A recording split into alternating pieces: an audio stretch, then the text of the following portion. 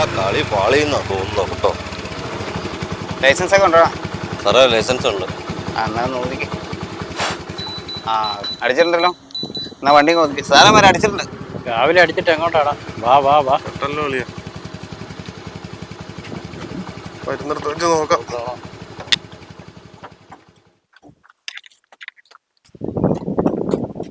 ചേട്ടാ അങ്ങോട്ടാ. സാറേ ഇന്നലെ അടിച്ചതാ സാറേ, ഇന്ന് അടിച്ചിട്ടില്ല സാറേ. ഇവിടെ പോലീസിനെ വെറുതെ നീ കള്ളനാക്കുകയാണ്. ഇത് ഊതിക്കുന്ന സാധനം വെറുതെ കള്ളം പറയുന്ന സാധനം. സാറേ ഇന്ന് അടിച്ചിട്ടില്ല സാറേ. സാറേ ഞങ്ങൾ അടിച്ചിട്ടില്ല സാറേ. രാവിലെ ഇപ്പൊ ഇവനെ വിളിച്ചോണ്ട് വന്നാ, രാവിലെ വീട്ടിൽ വന്നു. ഇവനെ ഒന്ന് ഊതിക്ക്. ആഹാ നീ പഠിച്ചിട്ടുണ്ടല്ലോ. ആഹാ ഇത് മിഷൻ കള്ളം പറഞ്ഞായിരിക്കും അല്ലേ? സാറേ ഞങ്ങള് മദ്യവെച്ചിട്ടില്ല സാർ. പ്ലീസ് പ്ലീസ് അടിച്ചിട്ടില്ല സാറേ.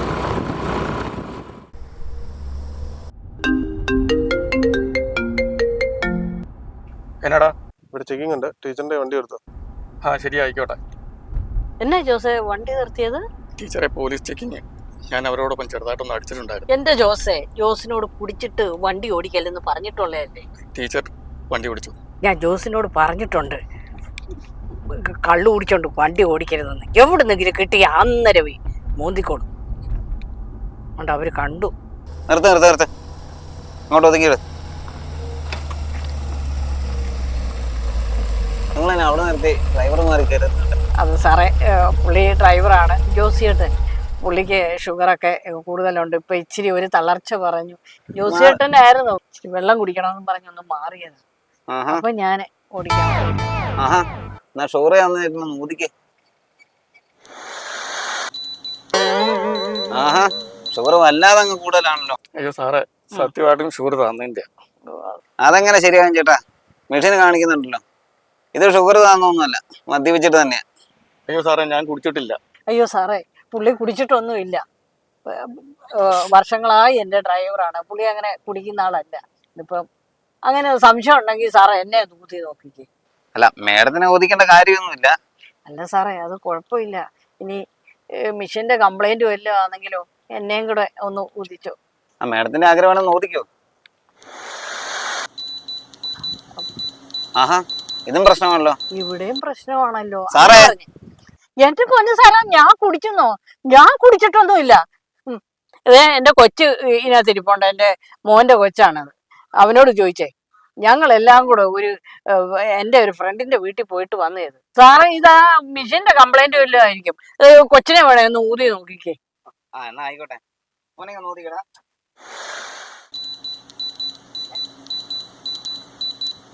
എന്നാ പ്രശ്നം?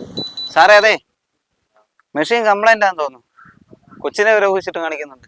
അതെങ്ങനെയാ സുബിനെ ശരിയാകുന്നത്? ഇത് കുഴപ്പമൊന്നുമില്ലല്ലോ. ആ ശരിയാണല്ലോ, കുഴപ്പമില്ലല്ലോ. സാറേ എന്നാ പ്രശ്നം അറിയത്തില്ലല്ലോ. സാറേ അതൊന്നും അല്ല പ്രശ്നം.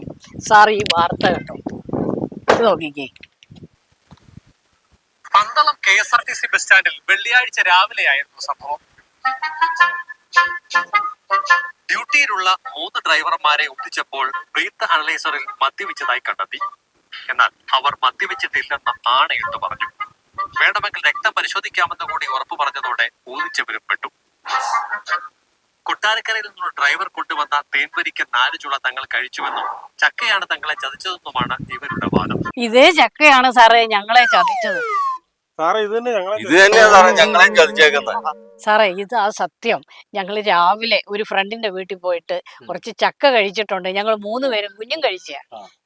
ജോസേ അതിങ്ങ് എടുത്തോണ്ട് വന്നേ. അത് ചക്കയുടെ ബാക്കി ഞാൻ ഇച്ചിരി എടുത്തോണ്ട് വന്നിട്ടുണ്ട്. സാറേ ഇവനാ ഞങ്ങളെ ചതിച്ചത്. ഇതാ വാസ്തവം. ഇത് എന്തൊരു പുകില്. ഒരു ചക്ക തന്ന വിന.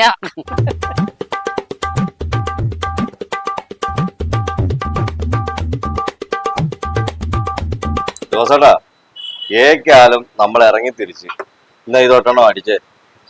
എന്റെ പൊന്നിടാവേ, എനിക്ക് വണ്ടി ഓടിക്കണം. ഇത് അടി ജോസേട്ടാ. വേണ്ട. ടീച്ചറിന്റെ സ്വഭാവം നിനക്ക് അറിയാമല്ലോ. മുടിഞ്ഞ ചെക്കിങ്ങാ.